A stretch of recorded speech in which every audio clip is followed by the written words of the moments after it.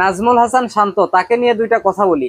একটা হচ্ছে তার ফাউল টক, আর একটা তেমন কিছু না, এই বিষয়ে তার সুনামি করতে হয়। আগে তার ফাউল টক সম্পর্কে বলি। শ্রীলঙ্কাতে গতদিন একটা প্রেস কনফারেন্স হয়েছে, সেইখানে নাজমুল শান্ত বলছে বাংলাদেশ ক্রিকেটে নাকি তামিম ইকবাল এবং সাকিব আল হাসানের ব্যাকআপ তৈরি হয়ে গেছে। এইটা ভাই কোন আক্কেলে সে বলছে বলেন তো? মানে তার মাথা কি ঠিক আছে? তার সাথে দেখা হইলে ভাই তার হাত পা ধরে জিজ্ঞেস করতাম কোন সিন্ধুকের ভিতর তামিম ইকবাল এবং সাকিব আল হাসানের ব্যাকআপ আছে, একটু দেখান, তাদের মুখটা একটু দেখতে চাই ভাই। বাস্তবতা হচ্ছে বাংলাদেশ ক্রিকেটে সাকিব আল হাসান এবং তামিম ইকবাল এই দুইজনের ব্যাকআপ কখনোই তৈরি হবে না। এই দুইজন না, বাংলাদেশের যত সিনিয়র ক্রিকেটার চলে গেছে তাদের ব্যাকআপ কখনোই তৈরি হবে না ভাই। কেন হবে না? কারণ হচ্ছে বাংলাদেশ ক্রিকেটে কেউ প্রস্তুত হয়ে আসে না, কেউ প্রস্তুত হয়ে আসে না। বাংলাদেশ জাতীয় দলে ঢোকে, তারপর তারা প্রস্তুত হয়। যদিও সাকিব আল হাসান এবং তামিম ইকবালের ব্যাকআপ তৈরি হয়, তাইলেও ধরেন 10 থেকে 15 বছর সময় লাগবে ভাই। কারণ হচ্ছে আমাদের দেশের ঘরোয়া ক্রিকেট, অন্যান্য দেশের প্লেয়াররা ঘরোয়া ক্রিকেট থেকে প্রস্তুত হয়ে জাতীয় দলে আসে এবং এসেই তারা ইন্টারন্যাশনাল ক্রিকেটে যে ধরনের পারফরমেন্স দেখানো দরকার সেটা তারা দেখায়। কিন্তু বাংলাদেশ ক্রিকেটে এমন হয় না। তারা এসে আগে জাতীয় দলে 10 বছর খেলবে, তারপর থেকে তারা মানে যে ধরনের ক্রিকেটটা অন্যান্য দেশের ক্রিকেটাররা ন্যাশনাল টিমে ঢোকার পরেই খেলে, ওই ক্রিকেটটা বাংলাদেশি ক্রিকেটাররা 10 বছর জাতীয় দলে খেলার পর শুরু করে। এইটাই বাস্তব ভাই। কারণ হচ্ছে বাংলাদেশের যে ঘরোয়া ক্রিকেট ওইটা নাই বললেই চলে, আছে নামে শুধুমাত্র। মান এতটাই খারাপ, এতটাই জঘন্য, এই জঘন্য মানের ঘরোয়া ক্রিকেট দিয়ে কখনোই জাতীয় দলে প্রস্তুত হয়ে আসা সম্ভব না ভাই। হ্যাঁ, এটা ওই যে সাকিব আল হাসান, তামিম ইকবাল, মুশফিকুর রহিম, যত সিনিয়র ক্রিকেটার আছে তারাও এই কাজটাই করছে। তারা ওই ঘরোয়া ক্রিকেট থেকে এসে জাতীয় দলে পারফর্ম করা শুরু করেনি। তারা 10 বছর বাংলাদেশ জাতীয় দলে খেলছে, তারপরে পারফর্ম করা শুরু করছে 2015 সালের পর থেকে। হ্যাঁ, 2015 সালের পর থেকে। এই যে একমাত্র সাকিব আল হাসান, তার হিসাব আলাদা, সে শুরু থেকেই ভালো খেলতো, একটু অধারাবাহিক কিন্তু ভালো খেলতো। আর অন্যদিকে তামিম বলেন, মুশফিক বলেন, যত ক্রিকেটারই আছে তারা ভাই এই যে এখন আমরা যাদেরকে দেখতেছি, আপনার সৌম্য সরকার, লিটন দাস যেরকম অধারাবাহিক, ঠিক তেমনই তামিম ইকবাল, মুশফিক এরাও ছিল। এরাও ক্যারিয়ারের 10-12 বছর ধরে তাদের অ্যাভারেজ 30-এর নিচে ছিল। এরপরে 2015-র পর থেকে তারা ধারাবাহিকভাবে পারফর্ম করা শুরু করছে এবং তারা শেষ পর্যন্ত অ্যাভারেজটা 40-এর কাছাকাছি নিয়ে যাইতে পারছে। এ হয়েছে অবস্থা, এ হয়েছে অবস্থা। তো মানে তার এই কথার কোনো ভিত্তি নাই যে বাংলাদেশ ক্রিকেটে সাকিব তামিমের বিকল্প তৈরি হয়েছে, এটা হবে না। যদি হয় বললামই এইরকম 10-15 বছর সময় লাগবে, কিন্তু এটাও এখন সম্ভব না। এই যে আপনার সৌম্য সরকার, সাব্বির, তারপরে লিটন দাস এরা হইতে পারতো যদি তামিম সাকিবরা যেইভাবে সুযোগ পাইছে বাংলাদেশ ক্রিকেটে শুরুর দিকে, আমরা তাদের সুযোগ পাওয়াটা দেখিনি, এই জন্য আমরা তাদেরকে নিয়ে কথা বলি না। তারাও এইরকম অনবরত সুযোগ পাইছে ভাই।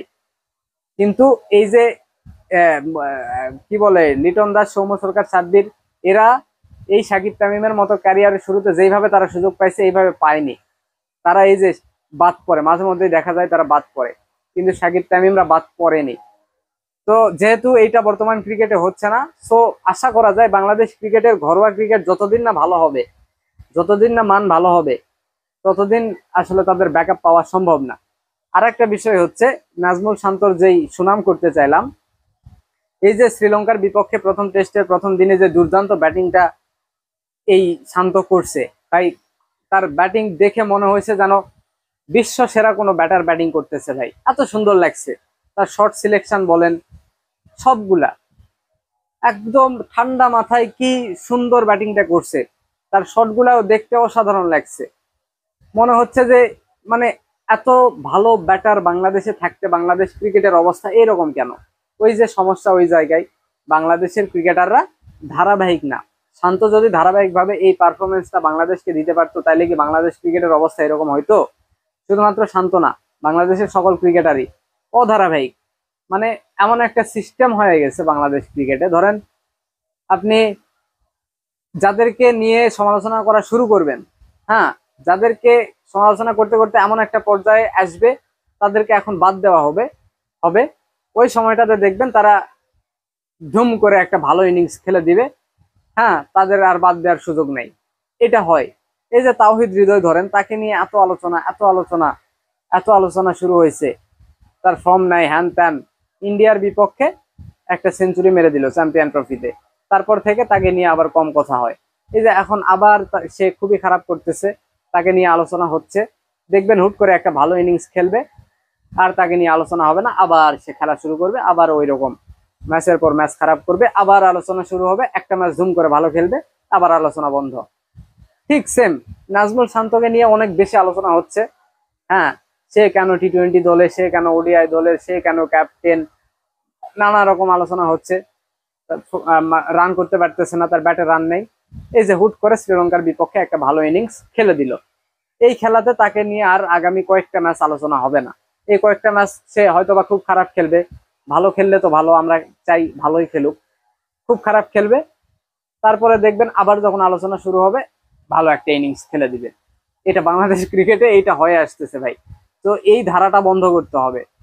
হ্যাঁ, এই ধারা বন্ধ করতে হবে। এই যে তাদেরকে নিয়ে আলোচনা হচ্ছে, হুট করে একটা ভালো ইনিংস খেলতেছে, তারপরেও তাদেরকে বাদ দেওয়া লাগবে ভাই, বাদ দেওয়া লাগবে। ঘরোয়া ক্রিকেটে তারা খেলুক ইচ্ছা মতো রান করুক। এই যে এনামূলক বিজয় যেমন ওয়ানডে ফরম্যাটে রান করে, লাস্ট ডিপিএল এ যেমন নাইম শেখ রান করছে, এইরকম রান করুক, তারপর আবার ডাকা হবে।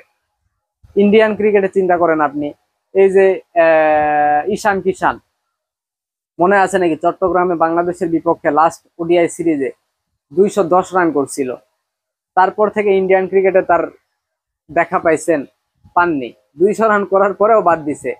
বাংলাদেশ ক্রিকেটে এটা চিন্তা করে দেখেন তো, একজন ক্রিকেটার 200 রান করছে ওয়ানডে ফরম্যাটে, তাকে ভাই মিনিমাম 100টা ম্যাচ কেউ কিছু বলবে না, কেউ কিছু বলবে না, এটাই বাস্তব। তো এই এই ধারাটা বদলাতে হবে। বাংলাদেশ ক্রিকেটের উন্নতি চাইলে এই ধারাগুলো বদলাতে হবে। কঠিন সিদ্ধান্ত নেওয়া লাগবে, কঠিন সিদ্ধান্ত। সিদ্ধান্ত নিতে পিছু পা হওয়া যাবে না।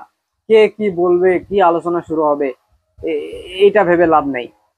এই যে বাংলাদেশের কোচ সালাউদ্দিন, তারপরে ওই যে প্রধান নির্বাচক গাজী আশরাফ, এরা কিন্তু বলে বলেই ঢুকছে যে তারা স্বাধীনভাবে কাজ করতে চায়, কিন্তু তারা স্বাধীনভাবে কাজ করে না।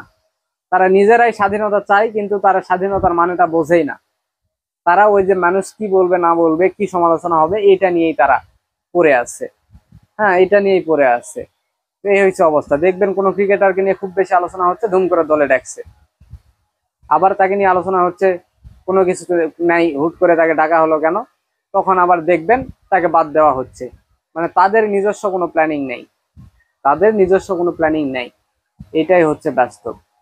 তো এই ধারা বাংলাদেশ ক্রিকেটে যখন বদলানো হবে, তখন বাংলাদেশ ক্রিকেট অটোমেটিক্যালি ভালো করবে।